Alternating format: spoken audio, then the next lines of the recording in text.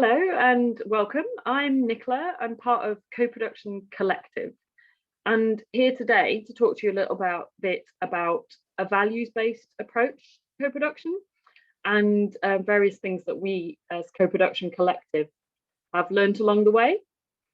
So we are a co-production community where everyone is welcome. Together, we are about learning, about connecting, and about championing, if I can say that word, co-production for lasting change. So we came about as a result of some funding from Wellcome Trust, and that funding was specifically about culture change. And the culture change that we were looking to achieve and are still looking to achieve is within research to move towards a much more authentic involvement of patients and the public in research. And we started out based at UCL, University College London, back in 2017. And initially we spent a lot of time building relationships, getting to know people in the local community, in the university and in the hospitals. And from there, we started to do some idea generation work together. And we talked about what is it we're trying to achieve, what are our aims and objectives. And we realized actually, practically, we weren't really sure how to make this happen. And so we decided to fund some small pilot projects. Actually, one of those pilot projects is the Authentic Research Collective, which I'll talk a little bit about later. But those pilots helped us to understand what works and what doesn't when co-producing, and so be able to feed all of that learning into the development of what is now known as Co-Production Collective. And I suppose what became really clear was important to us was principles of co-production. And so in those early days, we developed a set of principles to live by, which have later developed into our core values that I'll talk about in a moment. But we don't have a definition of co-production as such that we use. In developing what we call our direction, which is a kind of our strategy and approach for the next couple of years, we decided that actually we wanted to develop an approach to co-production. So our approach is that we work together in equal partnership for equal benefit. And what underpins that is our core values, and our core values of being human, transparent, inclusive, and challenging. So for us, co-production is a way of being, you've got to live those values in order to co-produce authentically. At least that's what we think. We think it's more about being than it is about doing or using a particular framework or set of rules. And so throughout this kind of period, we've been co-producing ourselves, but we also support others who co-produce as well. And we're passionate about those values that I mentioned. We try to live and breathe them in everything that we do.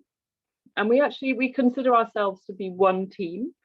And actually, it doesn't matter whether someone has research experience or whether they have lived experience. Those are both considered equally important. And no one person's experience is less or more important than another's. It's just different. So what I'm going to do now is to put a slide on screen which shows our values, and I'll talk through that and our values-based approach to co-production. So I'll put our values on screen. And these values, as I mentioned, are human, inclusive, transparent, and challenging. And by those things we mean, so we value people as people. We do everything wholeheartedly and work to make a genuine difference. We're inclusive in that we support everyone to be included. Transparent in that we share power and make decisions openly. We try to be really clear and straightforward in everything that we do. And we're challenging in that we say it like it is, to question the status quo, as it were. So what I will try to do now is to show you or to walk you through these different values. And I wanted to show you what I mean in terms of how we put these values into practice, in terms of applying them to all aspects of our work. So this being human is all about valuing diversity of knowledge, experience, and perspective. So we make sure that we don't use jargon, and if we do, we challenge each other as to what it is we mean, and we try not to set people up as experts. So we're really careful about the language that we use in talking about what it is we're discussing, and we try not to use job titles if people have them, because that instantly sets up a power differential in the room. What we've learned is that actually it's okay to be pragmatic in this. Actually, we've built relationships and trust as a group, and so we're able to make decisions when working together because we have those core values, and we know that those core values are at the heart of everything that we're doing. In terms of being inclusive, we try to remove barriers to participation, such as providing support to get online, or talking people through different things if they would like some extra time to do that. We make sure that we recognize people's strengths and support them in their development as well. And we, as I think I mentioned in the early days, developed a set of principles, and we always make sure that we highlight those at the start of sessions, and that we are all on the same page in terms of those principles.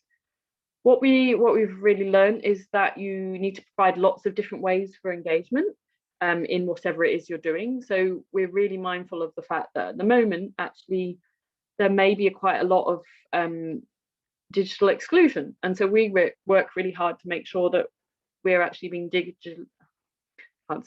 digitally inclusive.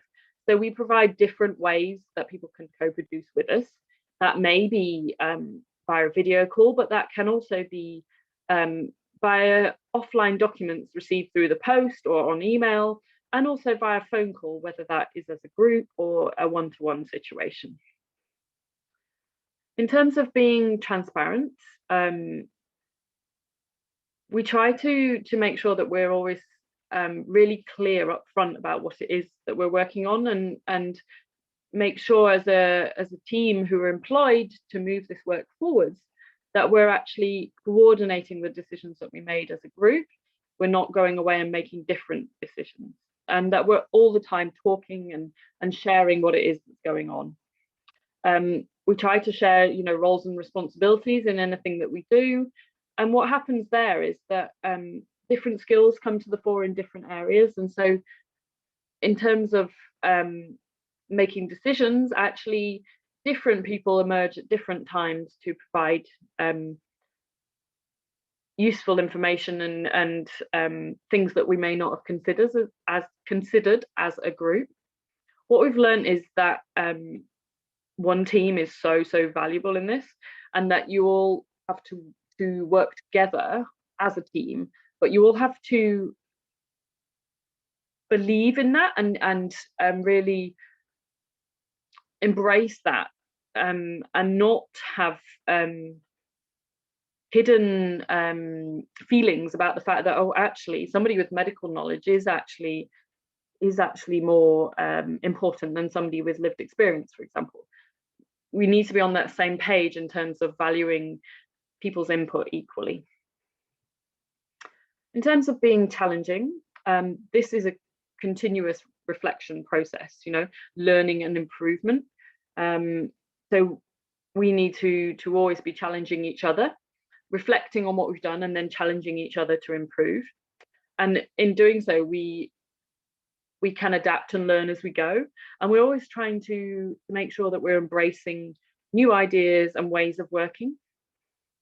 And in so to learn different things and to adapt ourselves. So I'm just going to stop sharing those slides now. And I wanted to tell you a little bit about the Authentic Research Collective. So this was a group that we funded to do a small pilot project.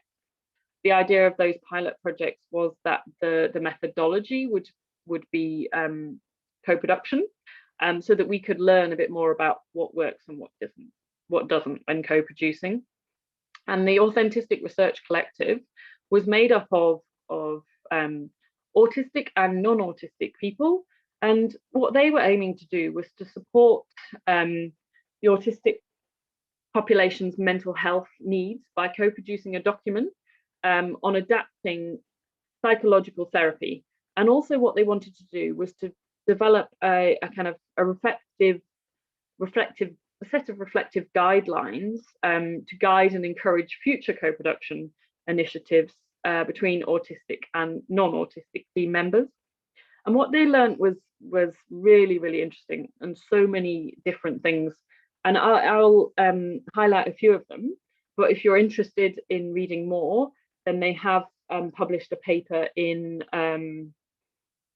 Autism in Adulthood that was published back in December 2020.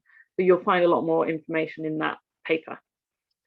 So what they learned was in 5 kind of key areas. One, that a set of group rules or principles was really important. And what they developed was a traffic light system to help group members to show how they like to communicate. So white, for example, meant I'm able to regulate my own interactions. I don't need any help. Green, I'd like to contribute, but I'm finding it hard at the moment. And then there's other steps in between, and it goes on to blue, which is I would just like to observe at the moment. You know, I'm not feeling able to contribute. In addition, what they also learned was that adapting an environment that you're co-producing within to suit people's needs is really important, as is the inclusion of digital communication tools. So actually for an autistic and non-autistic group mix, actually this use of digital communication tools really worked well. They also learned that encouraging group members to feel that they are authentic and basically encouraging them to be authentic and be themselves was really important, and that they not feel pressure that they were going to be put on the spot at any moment or anything like that. And what they also learned is it's important to support autistic strengths. And in doing that, actually, you support the people in the room who are autistic, and actually it lets all sorts of great ideas emerge, which is really important for the co-production. And as I said, please do have a read of that paper that they developed. There's lots more information in there. One thing that we discover a lot or we talk about a lot as well, and we come across a lot, is the notion of power. And it's so important in co-production. It's a fundamental thing, the sharing of power and decision making. In order to achieve co-production, you need to do that. And that's really the fundamental difference between kind of co-production and other involvement or engagement work, is that sharing of power and decision making. So I guess, what does it mean to really genuinely share power and decision making? And what does it mean to actually co-produce research in a genuine way, rather than what you sometimes see is perhaps a little bit more tokenistic, or could be termed fake or faux production. So I guess what's important is being aware of your power and the power you personally hold. It can take many different forms, and actually everybody holds power at some point in their life or in a group situation. It's just about being aware of it and challenging yourself. And the most important thing that is not that everybody's involved equally in every single decision, but actually they feel that they have an influence, and that how people can influence tasks and decision making is actually clear and transparent. And that, I think, is really important. And if it takes longer, so be it. Decisions don't need to be made quickly all the time. I suppose what I talked about briefly earlier is that You can also be pragmatic in co-production, though. You don't necessarily need to make every decision as a committee by group. The way that we have developed the collective is that the core staff kind of act as coordinators to take the decisions that we make in our co-production sessions and bring those to life. So we have built trust and relationships with people who co-produce with us, and so they know that we will take the decisions that we make collectively and put them into action. We won't take those decisions and just do something completely different and ignore the decisions that we made collectively. But what I think is very important is to look at rebalancing power and disrupting hierarchies. And there's lots of practical ways that you can go about this, but you need to find what works for you as a group. And I think what's really important is discussing the power that different people hold and breaking that down. And shared goals and values can be really helpful in doing that. And you can develop those through sharing stories and experiences and listening to each other. And what will happen is that things that you have in common will start to emerge. Whatever outcomes there are to your work, it needs to be meaningful to everybody involved. And I guess I talked about this before, but it's important to build relationships and trust, which takes investment, it takes time, but it requires openness, but it is very, very important in terms of breaking down power hierarchies. I think a process of reflection is also really important. Having safe spaces where you can honestly talk about these kind of things together as a group, and you can break them down and you can challenge each other. We find that the removal of job titles and labels is really valuable in breaking down power hierarchies, because if you have somebody who comes into a room and talks about I'm professor of X, Y, and Z, what sometimes happens is somebody else will say, oh, well, I'm just somebody with lived experience. Not just anything, but perhaps that person felt intimidated by somebody sharing all of their job titles and their qualifications. And so we find that if we remove that and we just become Niccola, or we just become John, or whoever in the room, actually you get people operating on a level with each other, which is really, really important. And the other thing that I think is absolutely vital is recognition of the emotional impact of working in a co-produced way, and giving people the space to reflect on that, but not necessarily in a group situation if that's going to be difficult for others in the group. So that can form part of those ways of working that you set at the start. And I think it's important that you discuss that as a group so that you know that actually you're on the same page. And I suppose in conclusion, and coming back to those values and the values-based way of working, if you work those values out together at the start, you can then sign up to them as group. And if you're able to live and breathe those, and you make sure that you're checking and challenging yourself all the time, then actually you have a really powerful way of moving forward as a group. So I guess that's all I wanted to share, really. I just want to say thank you for listening. And if you do want to learn more about Co-Production Collective, you can find us at coproductioncollective.co.uk or on Twitter at UCL_co-pro. Thank you. I've been Niccola from Co-Production Collective, and it's been great to speak to you.